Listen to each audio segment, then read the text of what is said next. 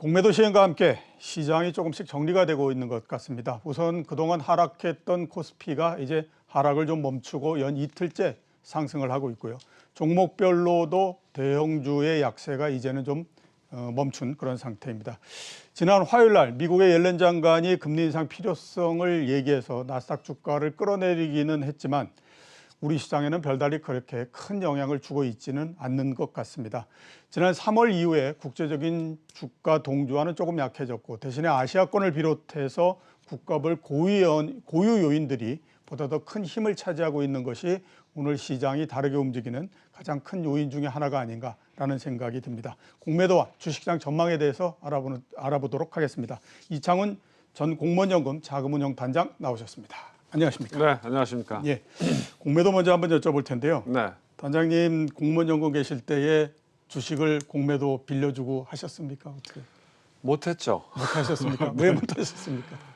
왜냐하면 사실은 이제 과거에는 아시겠지만 국민연금도 차익 거래를 했잖아요. 네, 그렇죠. 그리고 이제 대주도 다 활발하게 했고 제가 공무원연금 가서 보니까 그 대주를 안 하고 있더라고요. 근데 대주를 빌려주면 저희가 그 뭐죠 수수료를 좀 그렇죠. 받잖아요. 일정한 수수료 사실은 받죠. 뭐 연금은 주식을 샀다 팔았다 하는 데가 아니기 때문에 그렇게 하는 게 경제적으로 무조건 맞는데 그렇죠. 예. 안 하더라고요. 왜냐하면 그거 하면 국정감사 때마다 무지하게 시끄럽고 피곤하다고. 예, 예. 얼마 벌지도 못하는데 그 시끄러운 거 해가지고. 그렇습니다. 예, 알겠습니다. 일단 공매도를 시작하면서 시장은 좀 이제 그 제자리를 좀 찾은 것 같습니다. 네.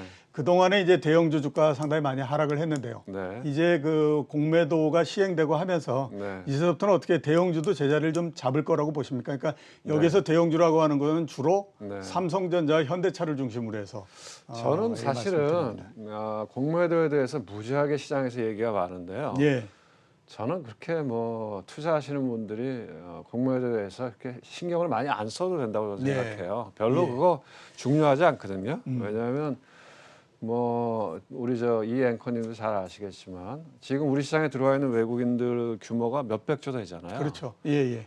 근데 공매도 뭐 해봐야 얼마 되겠어요? 예, 그렇죠.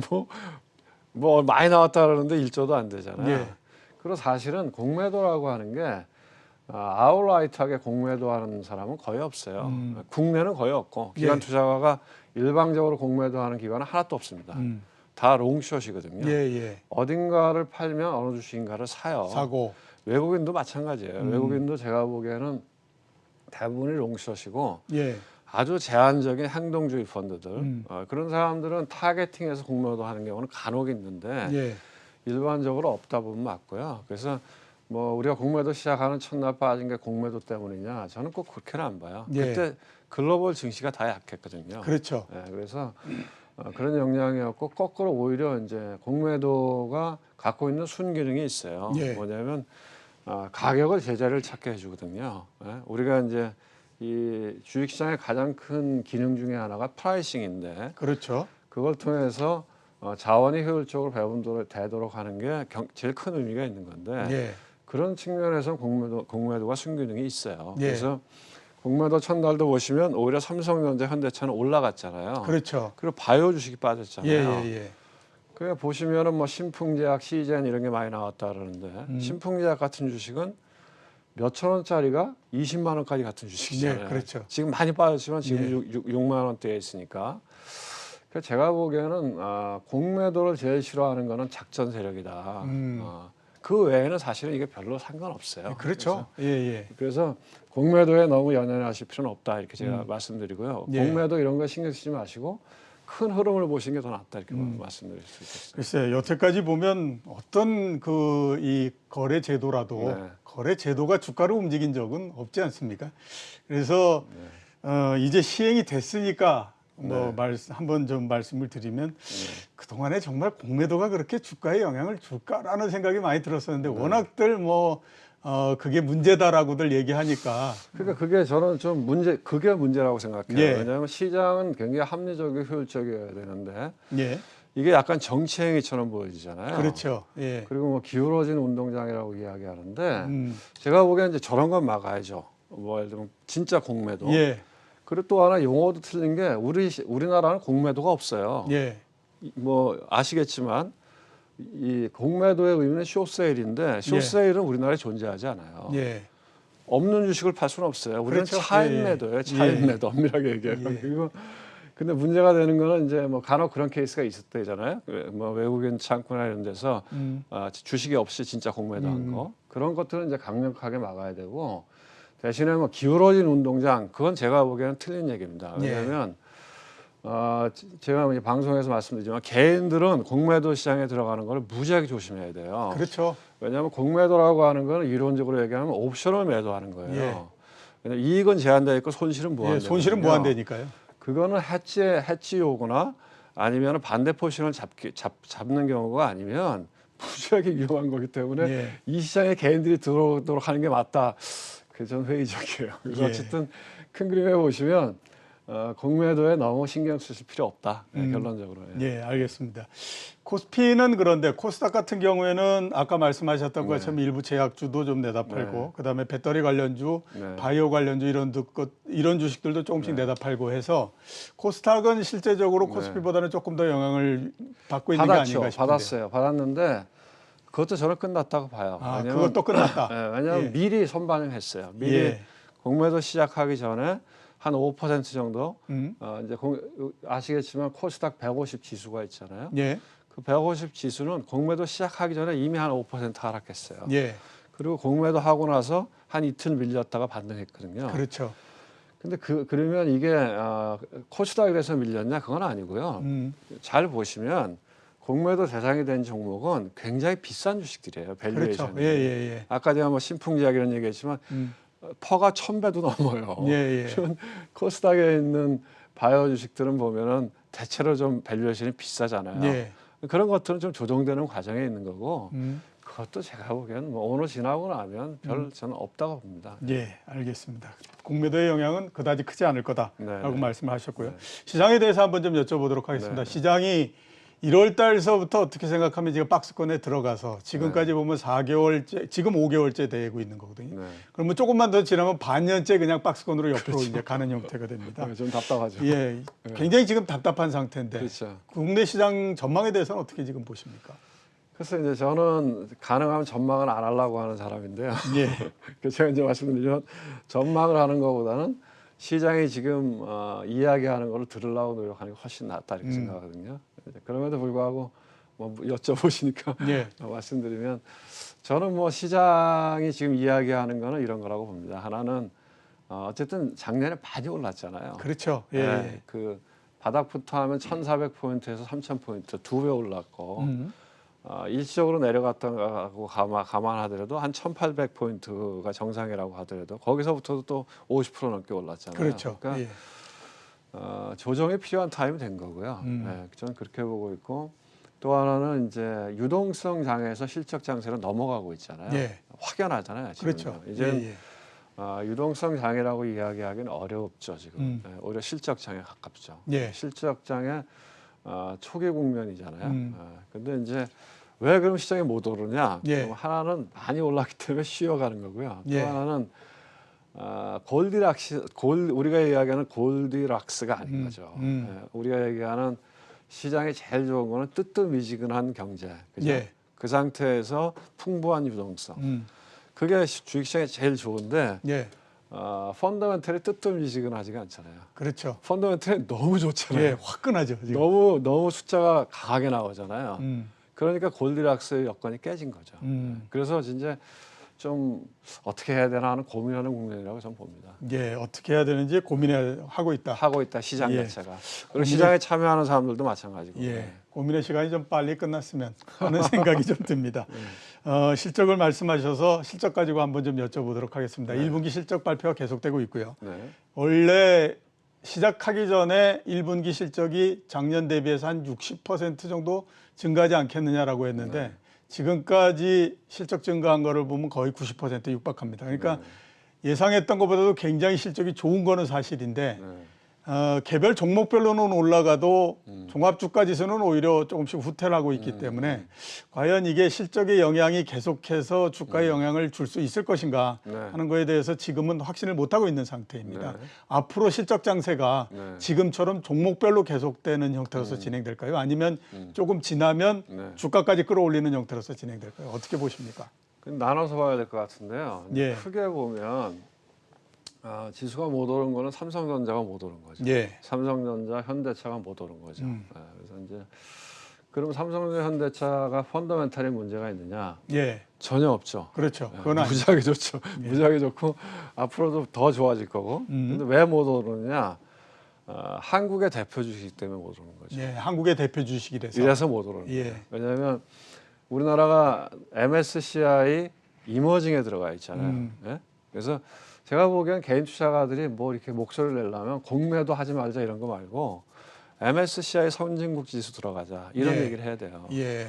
왜냐하면 글로벌 큰 자금의 흐름은 다 거의 다가 MSCI를 따라서 움직이거든요. 예. 물론 이제 유럽계 일부는 아시겠지만 이제 파이낸셜 타임즈, FTSE를 따라서 움직이는데 그건 작고 큰 자금의 연기금의 흐름들은 다 MSCI 모간 스탠리 캐피탈 인덱스를 따라서 움직이는데 예. 거기에 저희가 안타깝게도 아직 2주잖아요. 그렇죠. 이머징이잖아요. 그 말이 안 되거든요. 왜냐하면 우리나라 경제 규모가 뭐 세계 10위권 안에 들어가 있고 무역 규모도 그렇고 포르투갈 같은 나라도 뭐 거기 들어가 있는데 예. 우리가 못 들어간다? 이게 예. 말이 안 돼요. 말이 그렇죠. 안 되는데 그러니까 이런 것들이야말로 제가 보기엔 정책적으로 이걸 다뤄야 되는 거죠. 정부나 이런 데서. 그러면 지금 이 글로벌 펀드의 흐름이 어떠냐 이거 보라는 거죠. 펀드의 흐름이 보면은 연초에 미국의 금리가 많이 올랐잖아요. 예. 그러니까 이제 시장 금리가 그렇죠. 예. 10년물 금리. 계속 떨어지다가 연초부터 많이 올랐죠. 그리고 또 하나 나타나는 현상이 뭐냐면 이 지금 백신의 격차가 벌어지고 있잖아요. 예. 코로나 격차가. 그러니까 미국은 거의 7월 달이면 이제 극복한다는 거 아닙니까? 영국도 거의 극복해 가고 예. 있고 유럽도 제가 보기에는 극복하는 속도가 빠르고 대신에 이머징 국가들은 아직 다 한참 격차가 벌어져 있잖아요. 그렇죠. 예, 예. 그러니까 이제 미국의 금리가 올라가는 과정에서는 자금이 아시겠지만 스피드오버가 잘 안 돼요. 예. 그래서 이머징 쪽으로 잘 안 넘어오고 그 다음에 더군다나 이 코로나 백신의 격차가 벌어졌기 때문에 그래서 자금이 지금 선진국 시장 중심으로 돈다는 거죠. 보시면은 미국이 약간 조정받는 듯하면 유럽이 강해요. 그렇죠. 예, 예. 그러니까 우리는 누구하고 같이 취급받냐? 저 브라질, 인도, 뭐 이런 이른바 터키. 이머징 마켓. 그게 말이 안 돼요. 예. 지금 인도 무지하게 어렵잖아요. 예. 그러니까 이머징 쪽에서 자금이 빠지면 어디부터 빠냐? 한국부터 팔아요. 잘 팔리니까. 잘 팔리니까. 그다음 한국 팔면 뭘 파냐? 삼성전자, 현대차를 파는 현대차. 거예요. 그래서 삼성전자, 현대차가 억울한 거죠. 음. 그래서 그런 것 같고요. 근데 저는 뭐 궁극적으로는 펀더멘탈이 뭐 이런 모든 것들을 이긴다고 보기 때문에 여건이 되면 한국에 또 돈이 많이 들어올 거다. 들어오면은 삼성전자, 현대차를 또 살 거라고 봅니다. 예. 결국 실적 장세에 따라서 앞으로 시장이 어떤 모양이 되느냐 하는 거는 삼성전자, 현대차가 열쇠를 쥐고 있다. 이렇게 이제 볼 수 있을 것 같고. 옐렌 장관이 네네. 금리가 조금 인상을 할 필요가 있다라고 얘기를 했습니다. 네. 따져보면 정말 이상하지 않습니까? 네. 재무장관은 원래 항상 금리를 낮게 갖고 가야 된다고 얘기를 하는 네, 쪽이고, 네, 네. 그다음에 그 중앙은행 총재는 항상 금리를 그 높게 갖고 가야 된다는 쪽이 항상인데 네. 지금은 포지션이 반대가 돼 있는 형태입니다. 네, 네. 예, 그 옐렌 장관의 발언에 대해서는 네. 어떻게 지금 보십니까? 저는 의도적이었다고 봐요. 의도적으로. 예. 예. 견적을 날린 거라고 봅니다. 예. 왜냐하면 그렇다고 해서 그러면 페드가 뭐 이 테이퍼링하고 긴축으로 돌아설 거냐? 그거는 연내 이루어질 수 없는 일이라고 봐요. 예. 그런 건 없을 거예요. 걱정하지 않으셔도 되는데. 예. 근데 옐런은 뭐 이 FRB 의장을 2번이나 한 사람이잖아요. 그렇죠. 너무나 잘 알죠, 시장을. 예, 예. 그렇죠. 그러니까 근데 지금 미국 경제를 보면 사실 좀 걱정스럽잖아요. 좋아서 너무 좋아서. 그렇죠. 예. 예. 왜냐하면 성장률이 올해 7%가 넘어갈 거라고 보고 있고, 그 다음에 CPI도 많이 오르잖아요. 물론 이제 코어 CPI는 별로 안 오르는데, 근데 뭐 그걸 학자들이 하는 얘기고, 실질적으로 국민 서민들이 체감하는 거는 소비자 물가잖아요. 그렇죠. 그래서 소비자 물가가 많이 오르잖아요. 그러면은 과열인 거죠. 그러면 더군다나 주식 시장도 우리만 빌빌거렸지 미국 시장은 최고치를 계속 그렇죠. 경신했잖아요. 어제도 다우지수는 사상 최고치를 기록했으니까. 그러니까 이 정도에서 좀 견제구를 날릴 필요가 있었다고 음. 생각하는 거죠. 그래서 예. 저는 견제구를 날려서 좀 천천히 가라. 좀 이렇게 과열되지 마라 하는 견제구를 좀 날렸다고 봐요. 날렸다가 또 아니라고 얘기하고 뭐 이게 전형적인 그 말로 예. 옛날에 얘기했던 포워드 가이던스잖아요. 그렇죠. 말로 시장에 개입하는 그래서 의도가 있는 발언이었다고 보고요. 그렇지만 그것 때문에 시장이 무너지고 당장 테이퍼링하고 당장 금리를 올릴 거냐? 그건 아니다 이렇게 봅니다. 예. 글쎄 전임자가 후임자를 보면서 야 지금 정도에는 한번 얘기를 하는 게 나을 것 같아. 근데 말을 안 들으니까 그럼 내가 얘기할게. 이렇게 한 아니죠. 거 아닌가? 아니 이런 거죠. 뭐 파월이 얘기하면 더 부담스럽죠. 그렇죠. 왜냐하면 예. 현직 FRB 의장이 얘기할 때는 훨씬 더 파괴력이 있죠. 근데 이제 저 사람은 왜 저러지 이러는 거니까 파괴력이 덜한 거죠. 예. 그래서 저는 뭐 그것도 다 뭐 짜고 치는 고스톱아니었을까 예. 이렇게 생각합니다. 알겠습니다. 근데 큰 이슈는 아니다. 예. 자 금리 인상 발언에도 불구하고 미국의 시장 금리는 오히려 어제는 좀 그 하락을 했습니다. 그러니까 전체적으로 금리에 미치는 영향은 그렇게 크지 않은 것 같은데 미국의 금리 방향성에 대해서는 어떻게 지금 보십니까? 저는 점진적으로 올라간다고 봅니다. 예, 점진적으로 근데 상승. 그게 시장을 해칠 것만큼 급격하게 가지는 않을 거라고 보고요. 예. 왜 그러면 뭐 그런 바람에도 불구하고 미국의 시중금리는 안 올랐을까? 먼저 올랐죠. 먼저 많이 반영했고. 그렇죠. 또 하나 어떤 현상이 있냐면 시장이 흔들리면 사람들의 심리가 안전자산 쪽으로 가잖아요. 예. 그건 대표적인 안전자산은 미국의 국채잖아요. 국채죠. 그러니까 그런 맥락 때문에 그렇게 시장이 크게 동요 안 했던 거고 그 다음에 우리가 이야기하고 있지만 미국 국채를 투자하는 사람들은 더 너무나 잘할 거라는 거죠. 예. 그런 것들이 뭐 크게 이슈가 안 된 거죠. 예. 점진적으로 상승할 가능성이 높다. 그러면 저번에 기록했던 1.7% 이것도 올해 내에는 넘을 수 있을 거라고 보십니까? 전 올해 내에도 넘을 수 있다고 봅니다. 예. 그래서 궁극적으로는 2%를 한번 넘어가지 않을까 이렇게 보고요.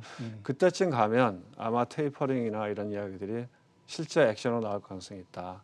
왜냐하면 미국 시장을 오랫동안 봐오셨으니까 알겠지만 미국의 패드는 절대로 먼저 가는 법이 없습니다. 예, 그렇죠. 대체적으로 이렇게 구두 개입하거나 이렇게 해서 시장이 알아서 어느 방향으로 가도록 유도를 하죠. 그래서 시장이 이 정도 됐으면 이제 패드가 뭐 테이퍼링도 하고 금리도 올려야 되는 거 아니야? 할 때 테이퍼링 시작하잖아요. 실제 예, 액션. 그렇죠. 그래서 지금의 경제 성장률이나 물가 상승 속도로 보면 뭐 금리는 충분히 1.7% 넘어간다고 봅니다. 예, 알겠습니다. 오늘 나와주셔서 감사합니다. 네, 고맙습니다. 지금까지 이창훈 전 공무원연금 자금운용 단장이었습니다.